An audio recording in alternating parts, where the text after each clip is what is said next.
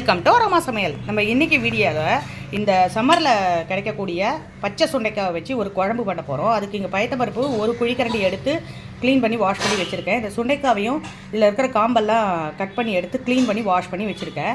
இதுக்கு தொட்டுக்க வந்து இந்த கரமது பொடி பண்ணோம் இல்லையா, அதை போட்டு இந்த மாதிரி கோவக்காய் ஃப்ரை பண்ண போகிறோம். இது ரொம்ப சுலபம் பண்ணுறது. அதே சமயத்தில் இந்த வெயில் காலத்தில் இதை பண்ணி சாப்பிடும்போது ஹெல்த்துக்கும் ரொம்ப நல்லது. இந்த மாதிரி துவர்ப்பு கசப்பு இருக்கிற பொருள்லாம் அடிக்கடி சேர்த்துட்டா ஹெல்த்துக்கு நல்லது. இது எப்படி பண்ணுறதுன்னு இப்போ பார்க்கலாம். இப்போ இந்த பச்சை சுண்டைக்காவை இந்த மாதிரி நசுக்கிட்டு இதில் இருக்கிற விதைகளெல்லாம் எடுத்து வெளியில் போட்டு க்ளீன் பண்ணிவிட்டு பண்ணணும். அப்படியே பண்ணிங்கன்னா ரொம்ப கசக்கும். அதனால் இதை நான் வந்து நசுக்கிட்டு உங்களுக்கு காட்டுறேன். இந்த மாதிரி நசுக்கி அதில் இருக்கிற விதைகள்லாம் எடுத்துட்டோம் இல்லையா, இப்போ இதை வாஷ் பண்ணிவிட்டு அந்த விதையெல்லாம் தூர போட்டுட்டு இந்த பச்சை சுண்டைக்காவை மட்டும் எடுத்துன்னு வந்து ரெடியாக வச்சுக்கலாம். ஒரு ஸ்பூன் நல்லெண்ணெயில் இந்த நசுக்கி வச்சுருந்தோம் இல்லையா, க்ளீன் பண்ணி வாஷ் பண்ணி அந்த சுண்டைக்காவை சேர்த்து வதக்கி எடுத்துக்க போகிறோம். இதை லைட்டாக வதக்கிட்டு பண்ணும்போது நல்லா வாசனையாக இருக்கும் இந்த குழம்பு. இப்போ இங்கே பாருங்கள், குக்கரில் சாதத்துக்கு செட் பண்ணி வச்சுட்டேன். இந்த பருப்பு வாஷ் பண்ணி சின்ன கப்பில் மாற்றிட்டு இருக்கேன். இந்த பயத்தம்பருப்பு போட்டு சுண்டைக்காய் போட்டு தான் நம்ம குழம்பு பண்ண போகிறோம். இந்த சுண்டைக்காவை வதக்கி அந்த பயத்தம்பருப்பில் போட்டுக்க போகிறோம். நல்லா வாசனை வர அளவுக்கு வதக்கிக்கோங்க. நல்ல பச்சை வாசனை போயிட்டு கமகமான வாசனை வரும், வதங்கின வாசனை. அது வரைக்கும் லைட்டாக ஒரு 2-3 மினிட்ஸ் வதக்கினாலே வதங்கிடும் அது. இப்போ இதை எடுத்து இந்த மாதிரி இந்த சாம்பாருக்கு பருப்பு வைக்க போகிறோம் இல்லையா, அதில் போட்டுக்கணும். அவ்வளோதான். இதை வந்து குக்கரில் வச்சு சாதமும் இதுவும் சேர்த்து 5 விசில் வச்சு எடுத்துக்கலாம். இதுலேயே 1/4 டீஸ்பூன் மஞ்சப்பொடி போட்டு க்ளோஸ் பண்ணி 5 விசில் எடுத்துக்கலாம். க்ளீன் பண்ணி வச்சுருக்க கோவக்காவை காய் பண்ண போகிறோம்.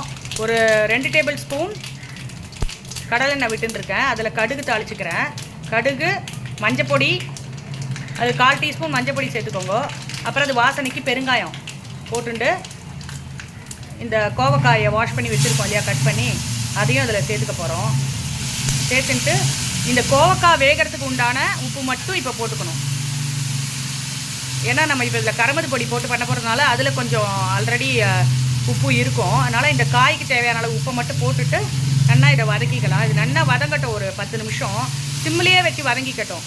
என்ன அப்படி வதக்கும்போது இது நல்லா சூப்பராக மொறுன்னு வரும். அப்புறமா கடைசியாக இதில் கரமது பொடி போட்டுக்கலாம். இந்த கரமது பொடியோட வீடியோ வந்து லிங்க்கில் கொடுக்குறேன். லிங்க்கு டிஸ்கிரிப்ஷன்லேயும் வரும், ஐ பட்டன்லேயும் வரும். தேவைப்பட்டால் அதை ரெஃபர் பண்ணிக்கோங்க. அந்த கரமது பொடி போட்டு இந்த மாதிரி கத்திரிக்காய் இந்த காயெல்லாம் பண்ணும்போது செம்ம டேஸ்ட்டாக நல்லாயிருக்கும். உருளைக்கிழங்கு, கோவக்காயெல்லாம்.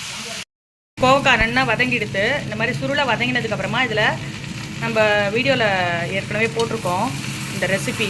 கரமது பொடிக்கு இந்த காய் பொடி இல்லை கறி பொடின்னு கூட சொல்லலாம். இந்த கரமது பொடியை போட்டு மிக்ஸ் பண்ணிவிட்டு அடுப்பை ஆஃப் பண்ணிடலாம். அவ்வளோதான். ரொம்ப ஈஸியாக பண்ணிடலாம் இந்த ரெசிபி.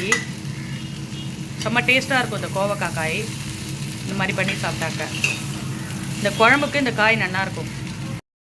பயத்தம்பருப்பும் சேர்ந்து மஞ்சள் பொடி போட்டு வேக வச்சோம் இல்லையா குக்கரில், அது இந்த மாதிரி ரெடி ஆகிடுது. இப்போது புளித்தண்ணி இந்த பக்கம் கொதிச்சுட்டு இருக்கு. இந்த புளித்தண்ணி கொதிக்கிற கேப்பில் நம்ம குழம்புக்கு தாளிச்சுக்க போகிறோம். அதுக்கு 1 டீஸ்பூன் நல்லெண்ணெய் விட்டுட்டு அதில் கடுகு, வெந்தயம் போட்டுக்கிறோம். லைட்டாக இந்த கடுகு பொரியட்டும். வெந்தயமும் கடுகும் பொரிஞ்சதும் அதுலேயே உளுத்தம்பருப்பு 1 டீஸ்பூன் சேர்த்துக்கிறோம். அதில் நான் காரத்துக்கு வந்து சிகப்பு மிளகாய் எடுத்துக்காமல் பச்சை மிளகாய் எடுத்துட்டுருக்கேன். இந்த சுண்டைக்காய் மசியலுக்கு பச்சை மிளகாய் போடும்போது நல்ல வாசனையாக நல்லாயிருக்கும் இந்த குழம்பு. ஸோ இதை வதக்கி எடுத்துட்டு இதில் நம்ம என்ன பண்ண போகிறோம்னா, கொஞ்சம் திக்னஸ் கொடுக்கறதுக்கு குழம்புக்கு சாம்பார் பொடி வீட்டில் வத்த குழம்பு பொடியோ சாம்பார் பொடியோ என்ன இருக்கோ அதை போட்டுக்கலாம். கருவேப்பிலையும் இதில் சேர்த்துக்கிறேன். சேர்த்துட்டு சாம்பார் பொடி 1.5 டீஸ்பூன் சேர்த்துக்கிறேன். உங்கள் காரத்துக்கு ஏற்ப சேர்த்துக்கோங்க. அதனால் நான் வரமிளகாய் சேர்க்க போகிறதில்ல. இதில் சாம்பார் பொடி சேர்க்கும்போது கொஞ்சமாக தண்ணி விட்டு மிக்ஸ் பண்ணிவிட்டு இந்த மாதிரி வதக்கிட்டு சாம்பார் பொடியை சேர்க்கும்போது நல்ல வாசனையாக இருக்கும். அவ்வளோதான். அடுப்பை ஆஃப் பண்ணிடலாம். பெருங்காயமும் இதில் சேர்த்துக்கலாம். புளித்தண்ணி கொதிக்கும்போது கொஞ்சம் போட்டிருக்கேன், இதுலேயும் கொஞ்சம் போட்டுக்கோங்க. அவ்வளோதான். லைட்டாக வதங்கினதும் அடுப்பை ஆஃப் பண்ணிவிட்டு, ஏன்னா சாம்பார் பொடி கருகிடக்கூடாது, அதுக்காக உடனே ஆஃப் பண்ணிடணும். அங்கே புளித்தண்ணி கொதித்ததும் அதில் இந்த வறுத்து எடுத்த எல்லாத்தையும் சேர்த்துக்க போகிறோம். சேர்த்துக்கிட்டோம் இல்லையா, இதுவும் நல்லா சேர்ந்து ஒரு 1 மினிட் கொதிக்கட்டும். அப்போ அதுலேயே கொதித்து முடித்ததும் எடுத்து வச்சுருக்க வேக வச்ச சுண்டைக்காவும் பயத்தம்பருப்பையும் அதில் சேர்த்துக்க போகிறோம். இந்த குழம்பு பண்ணுறது ரொம்ப ஈஸி, ரொம்ப டேஸ்ட்டாகவும் இருக்கும். சுண்டைக்காவோட துவர்ப்பு கசப்பெல்லாம் தெரியாது இதில். இந்த குழம்புல இந்த குழம்புக்கு ஆக்சுவலாக கோவக்காய் ஃப்ரை இல்லைன்னா உருளைக்கிழங்கு ஃப்ரை, அப்புறம் கத்திரிக்காய் ஃப்ரை, அதெல்லாம் கரமது பொடி போட்டு பண்ணி சாப்பிடும்போது செம்ம டேஸ்ட்டாக இருக்கும் இந்த குழம்புக்கு இந்த காய். அதனால தான் இதை பண்ணுறேன். இது நல்லா அதுக்கு தேவையான அளவு உப்பையும் சேர்த்துக்க போகிறோம். குழம்புக்கு தேவையான அளவு உப்பும். அவ்வளோதான். இப்போ இது நல்லா ஒரு கொதி வந்ததும் அடுப்பு ஆஃப் பண்ணிடலாம். ரொம்ப நல்லா இருக்கும் இந்த குழம்பு. இந்த சுண்டைக்காவை அடிக்கடி இந்த மாதிரி சீசனில் கிடைக்கும் போது பச்சை சுண்டைக்காயெல்லாம் வச்சு குழம்பு பண்ணி சாப்பிட்டிங்கன்னா உடம்புக்கும் ரொம்ப நல்லது. இதில் அந்த துவர்ப்பு கசப்பு தெரியாமல் இருக்கும் அந்த குழம்புல, அதுக்காக சொல்கிறேன் இதை. இப்போ சூப்பராக குழம்பு கொதிச்சு வந்துடுத்து, அடுப்பு ஆஃப் பண்ணிட்டோம். இதுலேயே கொத்தமல்லி தழையும் மேலே சேர்த்துக்க போகிறோம். சூப்பராக மணமான சுவையான இந்த பச்சை சுண்டைக்காய் குழம்பு ரெடி ஆகிடுது. இங்கே கோவக்காய் காயும் ரெடி ஆகிடுது. பச்சை சுண்டைக்காய் போட்டு குழம்பு இங்கே சூப்பராக ரெடி ஆகிடுது. அதுக்கு தொட்டுக்கிறதுக்கு கோவக்காய் ஃப்ரை பண்ணியிருக்கோம். இந்த கரமது பொடி நம்ம சேனலில் ஏற்கனவே போட்டிருந்தோம், அது போட்டு இந்த ஃப்ரை பண்ணியிருக்கோம். அது எப்படி பண்ணுறதுன்னு நான் உங்களுக்கு அந்த வீடியோவை ஐ பட்டனில் கொடுக்குறேன், தேவைப்பட்டால் அதை ரெஃபர் பண்ணிக்கோங்க.